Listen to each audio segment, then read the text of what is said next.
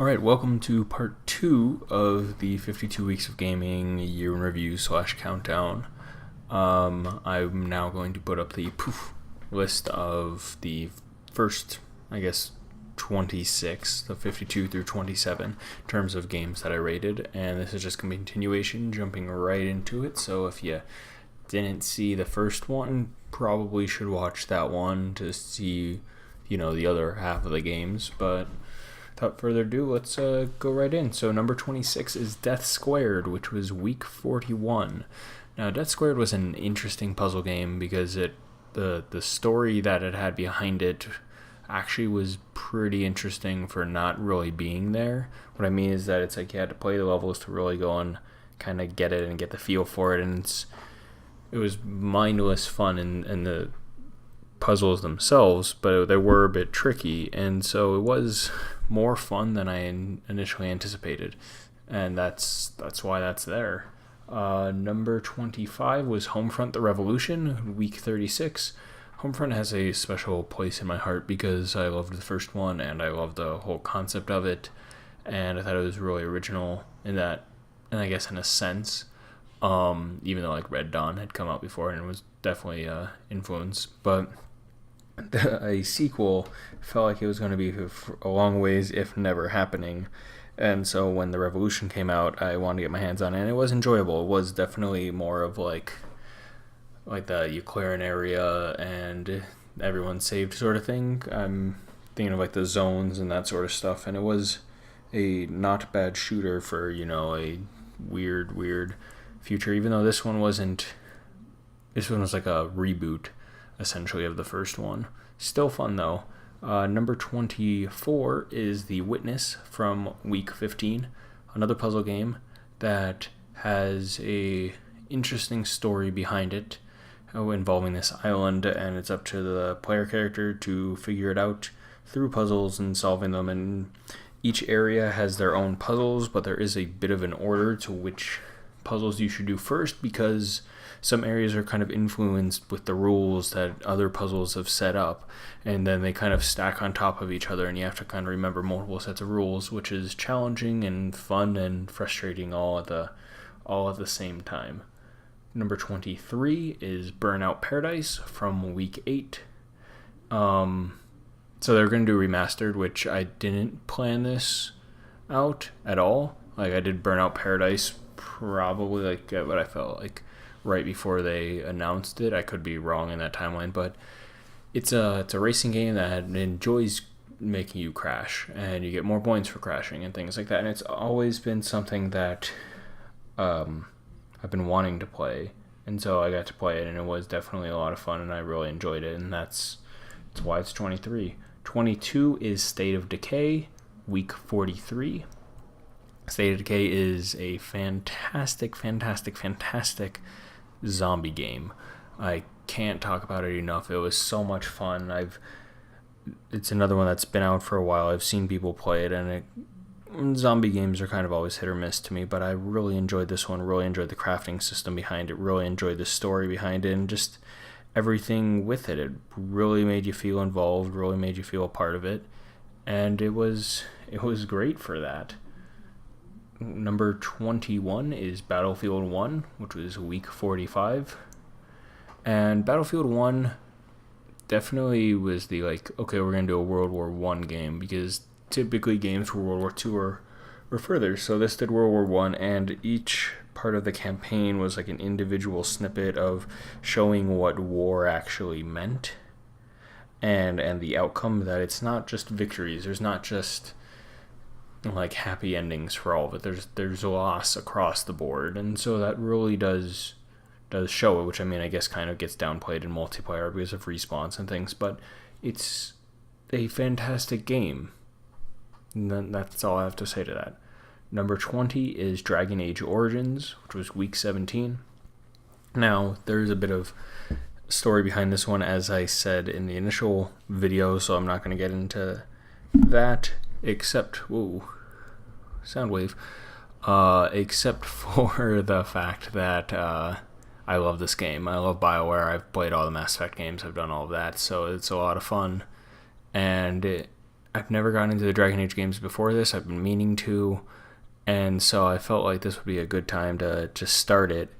And it was a lot of fun, and just like Mass Effect games, I'm carefully choosing people to go and align with and everything like that. And unfortunately, at the end, I got to a point where I wouldn't beat the final boss unless there was a sheer miracle. And now with 2, which has been added to the list of things to eventually play, I'm going back through and playing the game again to make sure I get a optimal character. So yeah. Number 19 is The Deer God, week 25. This was definitely one that I had no idea what I was expecting going in, because I've had this game for a while because the game's with gold, and I just was like, oh, The Deer God, sure, yeah, whatever, I don't know anything about this. I went in and there, you play as a guy who turns into a deer. That's it. You're trying to figure out, how to change back and navigate this world, and there's all this sort of stuff, and it's just kind of a continual like side scroller sort of thing with procedural like generation, and there's a bit of like abilities to learn and things like that, and you can power up, and it is a lot of fun, and I really enjoyed it, and that's why it made the top 20. Number 18 is Cities Skylines, week 49. So wanted to give this one a try because I liked SimCity as a kid, so I felt like this would be a good one to go and do. Play SimCity, enjoy some of that. And City Skylines is really the more modern version of that, with more modern features. And I constantly see people posting online photos of like, check out my city, and I'm always like, oh, I should go and try that. And I did, and I loved it. It's fantastic. You could set policies for different districts that you go and make. You got to make sure everywhere has electricity and plumbing, and there's a police station and a fire department and a school and businesses, and taxes aren't too high, and there's a lot of things that go into it, and it made me realize that running a city is actually a lot of work, and I don't know if I want to do that. Number 17 is Sea of Thieves, which was week 34. Now, Sea of Thieves, for a lot of people this year, was kind of like a lackluster launch because it's been a build-up that they've been doing for a while now, that Rare's been doing. And then it kind of launched, and you didn't have that much to do. There wasn't too much to go and do, and they've definitely added upon it since I've played the game. And even then, like, I played really by myself, and I can say that it's a game that playing by yourself isn't bad, but playing with other people is much better. That being a pirate by yourself is one thing, being a pirate with your friends is something entirely different and a lot more enjoyable. So I wouldn't be surprised if I redid this now and played all the games this week, that would be higher up if other people were playing with me. Number 16 is Earthlock Festival of Magic, which was week 22. There's always those diamonds in the rough sort of thing that you don't expect you're going to enjoy, and then you start playing it, and then you know it's good because you can't put the controller down, you can't step away from the game, or if you do, you can't not think about it. Like, that's what there is to it, and that's what happened with Earthlock. I just kept playing it and kept playing it and kept playing it and had to beat it, and then had to get everything I could for it. And it's like a Final Fantasy-esque sort of thing with combat and being turn-based and fighting enemies and things like that. And it's fantastic. I think everyone should go and play it. I think everyone should play every game on this list, but it was definitely, that diamond in the rough. 15 was Rise of the Tomb Raider, which was week 14. So, played the first Tomb Raider in the reboot, loved it. Figured I'd do Rise of the Tomb Raider, still loved it, still great, still loved a lot of it. There were points that there's not much else I could do to that. You just have to play through it, but that doesn't affect the game. That's just, my system being a piece of shit. And it's a fun game. You play as Lara again, new area, new story, new weapons, same crafting system, same idea behind it, and a lot of fun. Number 14 is Graveyard Keeper, which was week 35. Graveyard Keeper is, as it sounds, you manage a graveyard, and it was a lot more fun than I initially thought. And it's, when I was making the video of it, for it, I was reminded of Warriors Orochi 3, where I did my crazy diagram of like how things go in an order or something. And this this felt like that. Like I needed to go and explain, like, look, you go and collect like 3 different color gems, like a blue, a green, and a red. But in order to go and level up things, you need to have a number of red, but then you have to go and use the red to be able to go and build something else that you can go and then use it. And it's like you have to plan like 9 steps ahead on what you're going to go and use things for and strategically do it and remember how you're getting these gems and these things back. And a lot of planning does go into it, and it's definitely something I have to go back and complete. Number 13 was StarCraft 2, which was week 24. I mean, StarCraft 2 is kind of like an ionic game at this point, that it's the RTS. It's still being played professionally, and people are still doing it. I mean, I guess CSGO is as well, but like for how long ago the game came out, they had like their 10-year anniversary a while ago. But it's a great game. It's anyone who likes an RTS and a really driven story, and that's something that Blizzard was specifically for this, really big on doing at the time, and it was great. It's a fantastic game. It still holds up, I think, and that's why it's number 13. Number 12 is Thomas Was Alone, which was week 48. Thomas Was Alone, it's a platformer.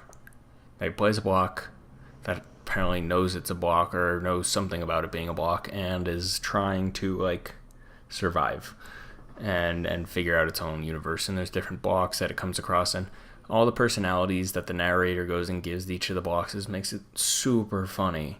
And it's one of those things, you want to know what happens next to them. You want to be part of the adventure. You want to know what happens to a block, and that says something right there. Number 11 is Hitman, which was week 40. Now, what I mean by Hitman, because there's tons of games with Hitman, is when the season, I guess what would be season 1, the episodic one came out, where they released a new level, and they tried something new with it, with the episodic, and you only had one area and one map, but you had all these different things you can go and do. And it was a lot of fun. I mean, it's a Hitman game, so trying to go and figure out crazy ways to take out targets and figure out clues and be super stealthy and things, and different ways you can go and do it and find opportunities, and all of it is a lot of fun. And I know the second one's out, and I'm hoping to add that to the list of things to go and play. I've heard things about it, but I mean, I'll judge for myself. Okay, number 10, State of Decay 2, week 44. Reviews go and say that State of Decay 2 is more of the same of State of Decay, and so therefore it's not that big of improvement, and it's also lackluster, similar to what Sea of Thieves was, because it's not the same. And to that I say, okay, cool, but if it's like the formula of it's not broke, so don't fix it, that's kind of what they followed. It's similar concept, improved graphics, I think. And yeah, sure, there are some really wonky parts, but I had a ton of fun with this game, with the bases and choosing which stuff you're going to go and need and being able to carry the characters over. And it was definitely a lot more to it than the first one had, and I really enjoyed it. It was a fantastic game to me. I know they've been putting updates out, and I want to go back and do them again. Number 9 is Superhot, which was week 12.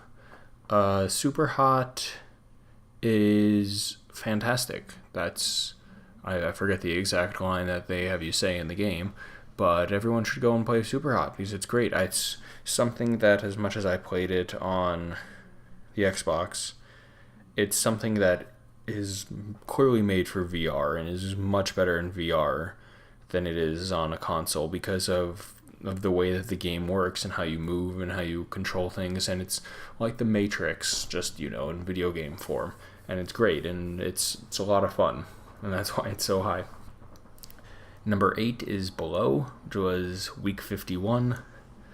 Below, as I said in the review, is a game that throws you in without knowing anything going on. It's like they basically push you in a room, it's all black, and you have to figure your way out and figure out what's in the room with you. And it's frustrating and fun in the same aspect. It's a great game. There's tons of stuff to go and do in terms of the crafting and the surviving and just finding hidden things. The whole point is that you gotta go further and further down to solve this puzzle that you eventually happen upon, and it's just great. I absolutely love it. Number 7 is Gone Home, which was week 5. Now, compared to what I said last video about NBA Playgrounds being the later game, but the lowest on the list. This is definitely the highest remaining early game on the list, because the story is just so important. There's so much to it with all the different things you can find, that it's definitely something that's just about, a person who gets home after a trip and none of their family's there, and it's all about learning about your family and things that have been going on while you have been gone.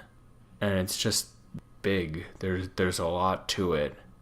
And sure, it seems a little spooky because it's during a rainstorm and things, but you're the only character in it. There's no jump scares, there's nothing to it. It's just calmer in that regard, but it's epic, for lack of a better word. Number 6 is Doom, which was week 42, and that's the newest Doom, technically Doom 4. I never played Doom growing up. I knew enough about it, but I never played it, and this was fantastic. It was a lot of fun. There's something about it. I mean, it's the whole idea of, like, instead of you being locked in a room with a bunch of demons, it's like they're locked in a room with you. And so you just have, like, everything at your arsenal, mostly your fists, to go and take them down. And it's a lot of fun and mindless and gory, but great and nuts. Number 5 is The Darwin Project, which was week 29. I love Battle Royale games. That's something I've always enjoyed. I love the concept of Battle Royales. I love them even in other, like, forms of media as well, like books and movies and such. And this one is completely different to every other Battle Royale I've ever played. I mean, you have things like PUBG and Fortnite, which you have your characters that you can go and play as and kind of customize some stuff, and you have that. Where this is like you have 10 people and you're in a much smaller map, and you have different zones and supplies to collect and armor to build up and different paths you can go with that. But it's very basic in terms of how you can go and like beat the other person in a way, but it is more strategic, because then you also have someone who's running the whole thing and can go and like stop anything from happening or basically force people to play against each other. And it's a lot of fun. I really think that if anyone likes Battle Royales, that they should go and play it. It's very, very, very simple to pick up, but not simple to master. So I think people should go and do it. Number 4 is Ruiner, which was week 33. Holy shit. This game is great. Like, it's the whole, I don't want to say the whole idea of, like, you're someone who has to go and shoot people, because that's, like, a concept in a lot of games. But it's just the music and the scenery and the characters that you play as and interact with, and all of it together is just nuts in a good way.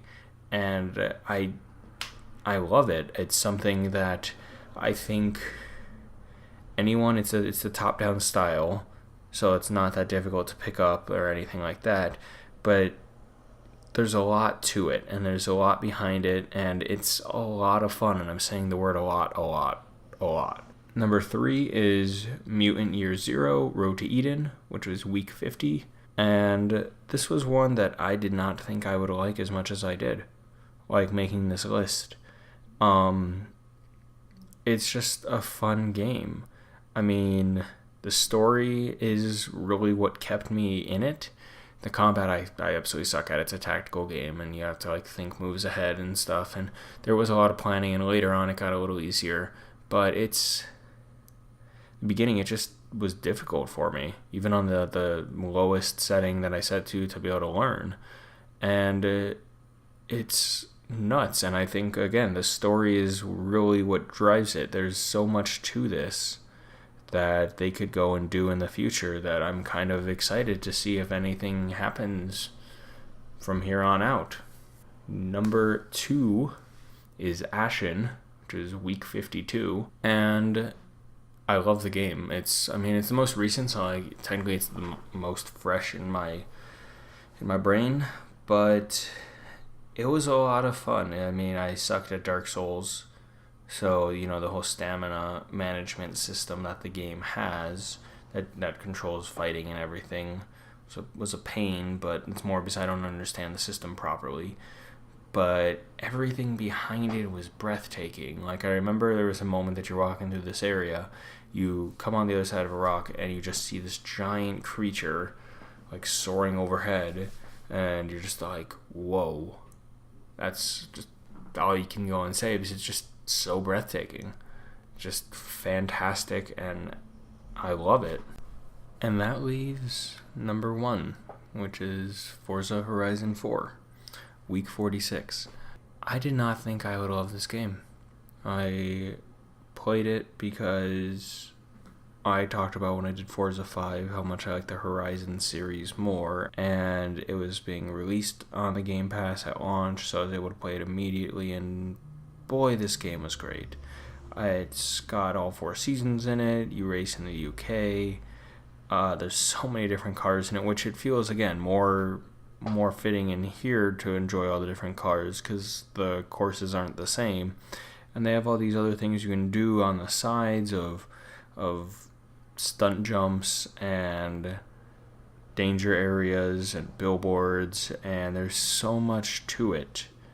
They're constantly adding things, and it's great. It's a fantastic game, and it's the reason out of all 52 games it's number 1. And with that, that's my year in review. Overall, I think I played a bunch of games this year, which is very vague, but it was a lot of fun. And thank you for watching the video. As with the last one, each title card has a link to its respective review video. At the end, here's the list of the top 26, so 26 to 1, as well as a link to the playlist with all 52 on it. Have a good year, everybody. See you next year.